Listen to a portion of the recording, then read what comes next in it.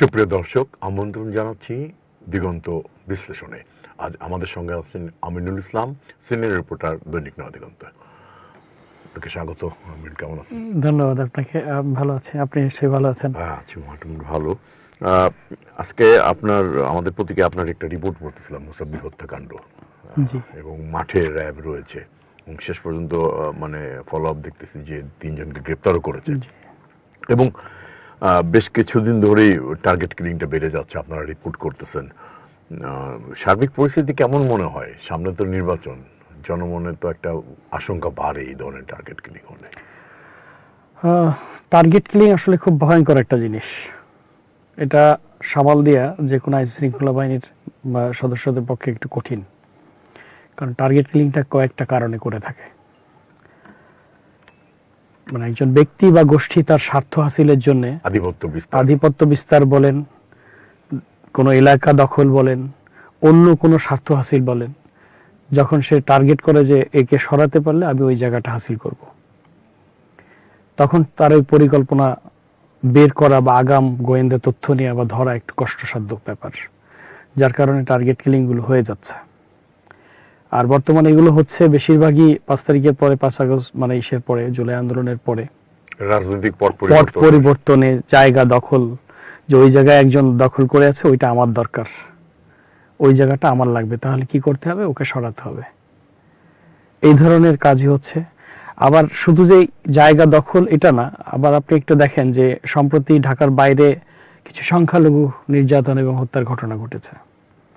এটাও যদি আপনি ধরেন যে টার্গেট কিলিং, তাহলে কিন্তু ভুল হবে না। রাজনৈতিক অস্থিরতা জন্য, কারণ টার্গেট কিলিং কয়েকটা ধরনের হয়ে থাকবে। রাজনৈতিক অস্থিরতা তৈরি করে কোনো একটা গোষ্ঠী এটা সুফল নিতে চাইবে বা চাচ্ছে, যার কারণে এই জিনিসগুলো এরা করার চেষ্টা করতেছে। তো আইন শৃঙ্খলা বাহিনী সজাগ দৃষ্টি রেখেই যথেষ্ট কাজ করতেছেন তারা। আমি যে একদম বলবো যে তারা এই ব্যাপারে পুরোপুরি মানে ফেইল করছে না, কারণ 5 তারিখের পর থেকে তো কিছুই ছিল না, পুলিশ বলতে কিছুই ছিল না। সেখানে ওরা গুছায় অনেক কিছুই ঠিক করে ফেলছে অনেকটা, আলহামদুলিল্লাহ। এই যে দেখেন মুসাব্বির হত্যাকাণ্ড, যুব স্বেচ্ছাসেবক দল নেতা, এর প্রধান শুটার সহ, যে শুটিং এর মূলত 2 জন ছিল, 3 জনকে ধরছে। যদিও তারা এখনো ঢাকায় পৌঁছেনি। আমার সাথে একটু আগেও ডিবির ঊর্ধ্বতন কর্মকর্তার সাথে কথা হলো, তো বললেন যে ঢাকায় এখনো পৌঁছেনি। মানিকগঞ্জ এবং গাজীপুর থেকে 3 জনকে ধরা হয়েছে। ওদের নিয়ে অন্য একটি জেলায় অভিযানে গেছে, যাতে আরো অন্যদের সাথে ধরা যায়। তো ওরা অভিযান থেকে ফিরলে হয়তো বোঝা যাবে যে কারা এর মাস্টারমাইন্ড, এর পেছনে কারা ছিল, বা কি কারণে, কি উদ্দেশ্যে এই মুসাব্বির সাহেবকে হত্যা করা হলো। মুসাব্বির উনি কিন্তু একজন ত্যাগী নেতা। ত্যাগী নেতা বলতে যেটা বলবো আমি, যে গত 16 বছর উনি অসংখ্যবার জেল খেটেছেন। ওনার পরিবার থেকে বলা হয়েছে যে নির্বাচনকে বানচাল করার জন্যই হত্যা করা হয়েছে। আবার আপনার দলের পক্ষ থেকে এক নেতা এক কথা বলেছেন, ফ্যাসিবাদীদের আপনার মানে পক্ষে বা যারা অপরাধীরা সক্রিয়, তারা এই কাজটি করেছেন। এবার বলা হচ্ছে যে আপনার অন্তর্বর্তী সরকারকে বেকায়দায় ফেলতে এরকম করা হচ্ছে আর কি। হ্যাঁ, তো আসলে টার্গেট কিলিং তো হচ্ছে এবং সময়টা আসলে খুব, নির্বাচন তো ঘনিয়ে আসছে। আপনি দেখেন সাধারণ মানুষের মধ্যে জনমনে তো একটা শঙ্কা কাজ করতে পারে, তারা নির্বিঘ্নে ভোট কেন্দ্রে যেতে পারবে কিনা, কারণ সময়টা তো একেবারে নির্বাচনী বছর এবং হাই টাইম। যেহেতু যারা টার্গেট কিলিং গুলো করাচ্ছেন তাদেরকে আমরা ধরতে পারিনি বা তাদের বক্তব্য পাওয়া যায়নি, সেহেতু আপনি যতগুলো বললেন সবগুলোই সঠিক হওয়ার সম্ভাবনা আছে। কারণ এখানে একটা গোষ্ঠী নির্বাচন না করানোর জন্যই হয়তো এটা করবে, আবার অন্য কেউ তার দখলদারিত্ব বুঝে নেওয়ার জন্য করবে। সুতরাং আমরা যদি মূল জায়গাটায় না যেতে পারি, যে এই মাস্টারমাইন্ড কে, কেন করালেন এটা, ওই জায়গাটা যদি আমরা না যেতে পারি, তাহলে আমরা এই জিনিসগুলো প্রকৃত তথ্য পাবো না। যেহেতু প্রকৃত তথ্য পাবো না, সেহেতু আমরা যেগুলো সাসপেক্ট করতেছি সেগুলো সবগুলোই হতে পারে। এখানে নির্বাচনের একটা প্রভাব ফেলতে পারে, যে অস্থিরতা তৈরি, ভোটাররা ভোট কেন্দ্রে আসতে পারবে না, এই ফাঁকে অন্য মানে গত 16 বছরের মতো ওই ধরনের কোনো নির্বাচন করে ফেলা যায় কিনা মানুষের অনুপস্থিতিতে, এই ধরনের পরিকল্পনা থাকতে পারে। তবে সেই পরিকল্পনাটা কি, এটা আমাদের বের করা খুবই জরুরি, কিন্তু এখন পর্যন্ত আমরা পারিনি। আর বিশেষ করে রাজনৈতিক কিলিং গুলো, বড় বড় যে কিলিং গুলো হয়, টার্গেট কিলিং, এগুলোর প্রকৃত তথ্য বের করাটা বা বের হওয়াটা একটু টাফ, সময় সাপেক্ষ ব্যাপার, নানান রাজনৈতিক প্রেসার। যেমন আমি গতকালকে এই মুসাব্বির হত্যাকাণ্ডের একটি বিষয় ঊর্ধ্বতন একজন পুলিশ কর্মকর্তাকে যখন কথা হয় তার সাথে আমার, উনি আমাকে বললেন যে এক পক্ষ থেকে চাপ দেওয়া হচ্ছে অন্য পক্ষের উপর চাপ, মানে দায় দিতে। আমি এটা পরিষ্কার করে বলবো না আপনাদের, যেহেতু আমি এটা লিখিনি, যে এক পক্ষ থেকে অলরেডি চাপ শুরু হয়ে গেছে যে ওদের কাঁধে দায় দিয়ে দাও। পুলিশ তাহলে স্বাভাবিকভাবে স্বাধীনভাবে কাজ করবে কিভাবে? বিষয়টা তো উনি তো আমার এটাই বললেন, যে আপনারা যে লিখতেছেন যে আমরা ধরতে পারতেছি না, কাকে ধরবো? সবচেয়ে বড় কথা যে এই টার্গেট কিলিং এর সাথে প্রত্যেকটার সাথেই শিশু সন্ত্রাসীদের কোনো না কোনো ভাবে সম্পৃক্ততা পাওয়া যাচ্ছে। তাহলে শিশু সন্ত্রাসীরা জামিন পেলেন কেন? কে করালেন তাদের জামিন? নিশ্চয়ই কেউ না কেউ তাদের জামিন করিয়েছেন। এই প্রত্যেকটা জিনিসের সাথেই শীর্ষ সন্ত্রাসীদের কারো না কারো নাম সম্পৃক্ততা পাওয়া যাচ্ছে। আপনি জানেন, অবাক হবে যে ডিএমপির পক্ষ থেকে শীর্ষ সন্ত্রাসীদের জামিন বাতিলের জন্য একটা আবেদন করা হয়েছিল, এটা মানে অ্যাকসেপ্ট হয়নি ডিএমপির পক্ষ। আমি এটা নিয়ে নিউজ করেছিলাম যে ডিএমপির পক্ষ থেকে শীর্ষ সন্ত্রাসীদের জামিন বাতিলের জন্য একটা আবেদন করা হলো। মানে অপরাধ জগৎটাকে অন্তত নিয়ন্ত্রণে ওরা যখন এসে শুরু করলো এটা, এবং যখন পুলিশের গোয়েন্দা টিম জানতে পারলো যে এদের সাথে সম্পৃক্ততা আছে, তখনই এরা হেডকোয়ার্টারকে জানালো যে আমরা এই ধরনের তথ্য পাচ্ছি। এরপরই কমিশনার মহোদয়, আইজিপি মহোদয়ের সঙ্গে যোগাযোগ করে এই যে এটা স্যার এটা করতে হবে, এদের জামিন বাতিল করতে হবে, তা নাহলে অস্থিরতা আর বাড়বে। কিন্তু সে জামিন বাতিলটা হয়নি। নির্বাচন কমিশনের পক্ষ থেকে কিন্তু আপনার প্রথম দিকে বলা হয়েছে এই ধরনের টার্গেট কিলিং এর পর যে এটি একটি বিচ্ছিন্ন ঘটনা, পরিবেশ ঠিক আছে, নির্বাচনী পরিবেশ ঠিক আছে এবং যথাসময়ে সঠিকভাবে নির্বাচন হবে।